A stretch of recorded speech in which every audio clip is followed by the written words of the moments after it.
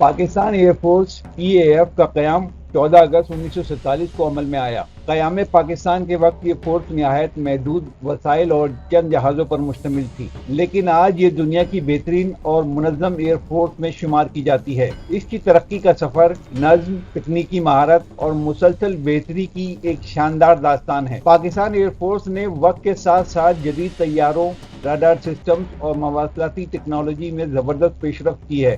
चीन के साथ मिलकर तैयार करदा JF-17 थंडर न सिर्फ मुल्क की दिफाई ज़रूरियात पूरी कर रहे हैं, बल्कि दीगर ममालिक को भी बरामद किए जा रहे हैं। इसके अलावा F-16, मेराज और दीगर जदीद तैयारे PAF के फ़ज़ाई बेड़े का हिस्सा हैं। PAF ने हर जंग में जुर्रत और बहादुरी का मुजाहरा किया, खास तौर पर 1965 और 1971 की जंगों में, जबकि 1919 में भारत की तरफ से जारियत के नतीजे में पाकिस्तान एयरफोर्स ने एक बार फिर अपनी पेशावराना महारत का लोहा मनवाया, जब PAF ने एक भारतीय MiG-21 तैयारा मार गिराया और भारतीय पायलट को हिरासत में ले लिया। याद रहे कि भारत से हालिया 2025 की जंग की कामयाबी में पाक फजाइया ने अहम तरीन किरदार अदा किया है और दुश्मन के फ्रांसीसी साख्ता राफेल तैयारे भी मार गिराए। इसीलिए आज दुनिया भर में पाक फजाइया की पेशावराना सलाहियतों को कदर की निगाह से देखा जा रहा है। PAF अपने पायलट और अमले को आला तरीन मेयार की तरबियत फराहम करती है। Risalpur academy, air defence command और मुतअद्दिद तरबियती स्क्वाड्रन